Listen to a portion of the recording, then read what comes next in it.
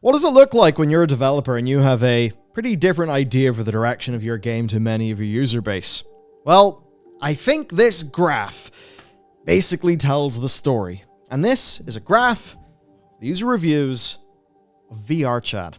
Now, VR chat has become a cultural mainstay where all sorts of funny, sordid, bit funky things go on, and that's like almost the fun of it, right? It's an incredible social platform, and it spawns so many memes and whatever. It's definitely a cultural force. It's funny to see the likes of, say, the Zuck and Co. talk about the metaverse and some sort of humongous, money-making scheme, when in fact people have just been having fun with their avatars in VR chat for all of this time. But how has VR chat managed to elicit this rather massive backlash?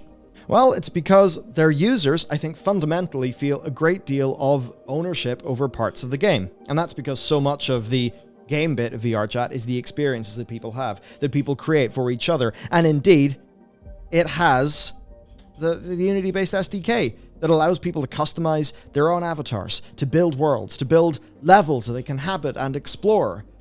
It's community-driven content, so obviously people are going to feel, like they do have a little slice of this. Sure, they're not going to ask for money or something, but the community's a large part of the game's success. And success this game has had, because from some data pulled together by Road to VR, as of May of this year, they're pulling in between 60 and 80k users a day, which is absolutely awesome.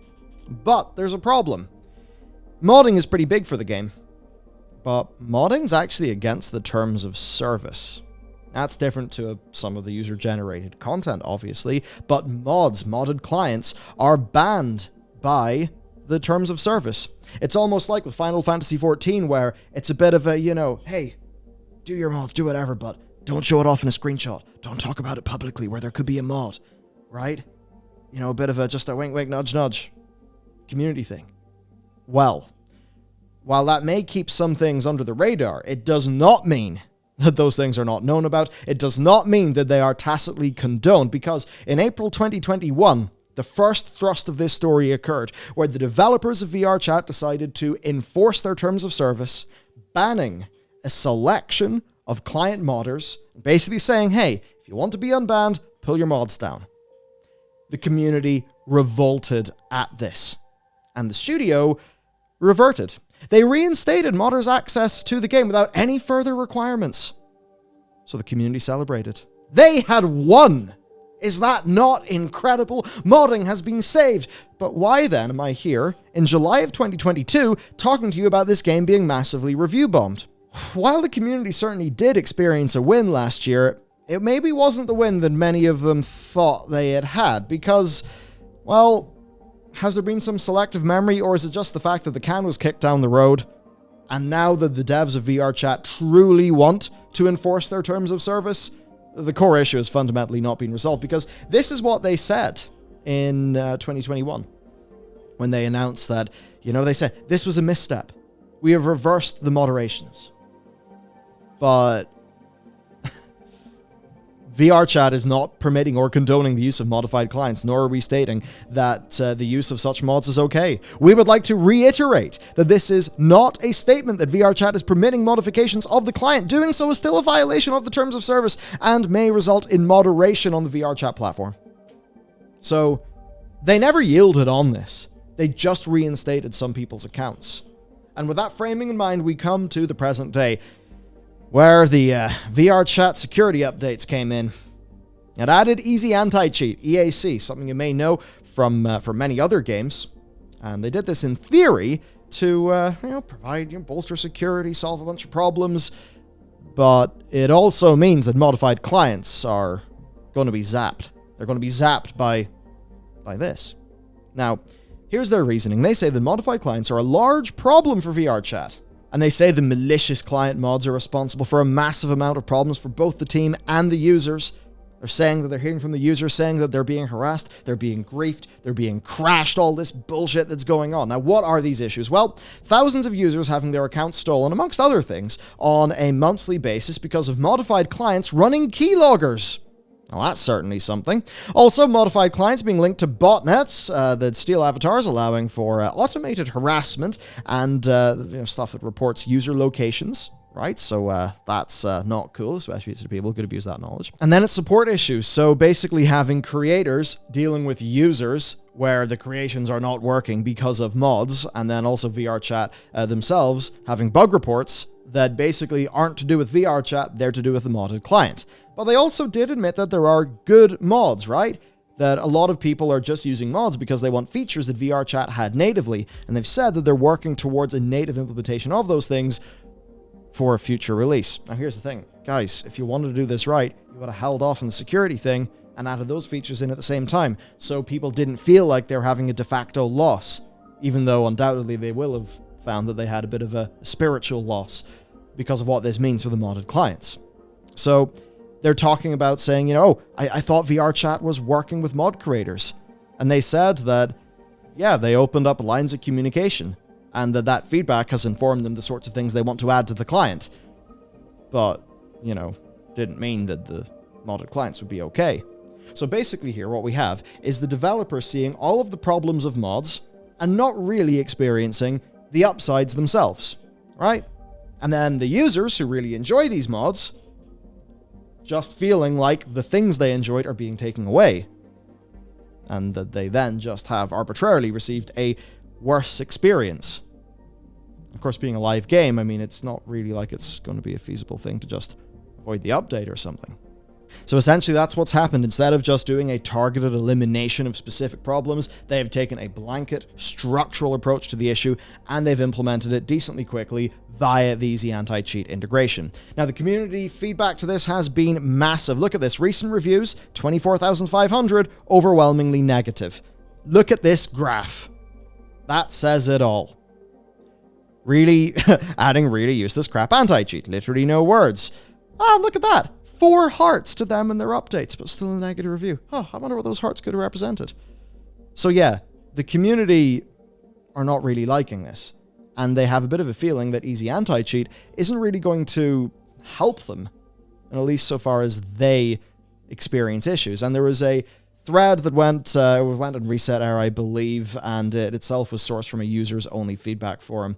And a few of the things said in this, I think I just want to repeat to you, right, so you understand kind of what they're experiencing. Most games that use EAC or other anti-cheats still have cheaters. Yeah, pretty much. Some of VRChat's problems, like avatar ripping and crashing, have nothing to do with client mods. It's an exceedingly easy thing to do, both without mods, but actually, wholesome mods are used to prevent crashing and make ripping harder, and they say that all the AC does is make people crash more because of a lack of protections. For some other things, talking about the main source of update breakage is VRChat deliberately obfuscating their code, making mod development harder, but then that's like, you can get the community saying that, and that being really annoying for modders, but then from the VRChat dev perspective, they're like, well, you're not supposed to be doing this tomfoolery anyway, so why is that a problem? Again, different groups, different priorities. Also saying that they've been slow at adding features, right? You promise mod features soon, but people can have them now. And that is why they should have added Easy Anti-Cheat, if they were going to do this, of course, then they should have added that, but also all pretty much of the features that people really would have wanted. And they probably should have just bitten the bullet, I imagine, on the additional support overhead and stuff that they say this stuff is creating. But instead, no, they just took things away from people. So the suggestions provided pretty much are just drop Easy Anti-Cheat and don't trust the client, right? Have server-side checks for things, so that the client bit doesn't really matter as much. Saying, don't obfuscate the code. It didn't stop modding, and it only caused issues with game updates. Well, that's certainly not something the developers want to do, but certainly if you were a modder, then yeah. But I suppose also if the code was unobfuscated, then malicious people could try to find vulnerabilities. That's also something that could happen. They also said, adapt to the reality of people modding the client. Update the terms of service to distinguish malicious and non-malicious modifications. Normalize talking about mods so that issues, investigations like that, they can actually be started with, do you use any mods? If yes, try without them. Because if mods are against the terms of service, then maybe people can't feel like they're going to be able to be honest without being moderated on. Now, there's a few things that there you can certainly, have criticisms of, right? Just saying, hey, unobfuscate all your code. Well, sure, But also, that wasn't really the problem from the developer's perspective. The developer's point is, they don't want mods. So, it's kind of like a non-starter in a way. And yeah, does easy anti-cheat stop everything? Absolutely not. Does it frustrate the efforts of cheaters? Yeah, probably. Probably does make things a bit harder. But undoubtedly, there are things that I think are very firmly understandable, right? Like, yeah, VR chat being slow to provide updates and requested features. That's a commonly frustrating thing within that community. There is also the issues faced by users who are visually impaired, who are maybe deaf, who actually do use mods. They use modded clients in such a way that actually allows them to play the game. Here's one from level 21 on Reddit. I use a third-party program to allow me to use ASL sign language and another to translate STT for people to understand me in public lobbies. It's literally the only reason why I play, and if this gets taken away, there's no reason for me to continue playing or supporting VR Chat Plus. So that's a very, very real issue for someone who probably gets quite a lot out of that, and a whole community of people. So for them, it's not just that a few quality of life things are gone. For them, it is, sorry, you cannot play the game anymore. And that's rough. So the core of this problem then, I think, is one of ownership, and it's one of priorities. Evidently, VR Chat does not want the modded clients to be there. Now, we could maybe think about why they don't want that, and perhaps they just see VR Chat as this incredible platform, and they want to have more fine-tuned control over that platform. Obviously, for the security and support and all of those reasons that they talked about, but perhaps also from the perspective of future monetization plans, right? I mean, that's a fairly obvious thing. Let's just say the Zuck with whatever metaverse things that they are currently burning a large amount of money at over there at Meta. You know, imagine if you could just log into that with a modded client and do all sorts of tomfoolery. Well, to them, that would damage the integrity of their platform. And if there's no integrity in with their platform, then are people going to, are people going to, like, partake?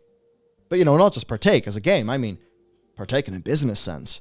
Because the Zuck wants your office to be a part of this. So if you're working from home, you pop on your Meta Quest 2, which is now more expensive, by the way, and bam, you're in a virtual office. Do they want the Office Joker using a modded client? No, I don't think so. So there is that side. But then for the community, it's like they're having fun with it right now. They're expressing themselves right now.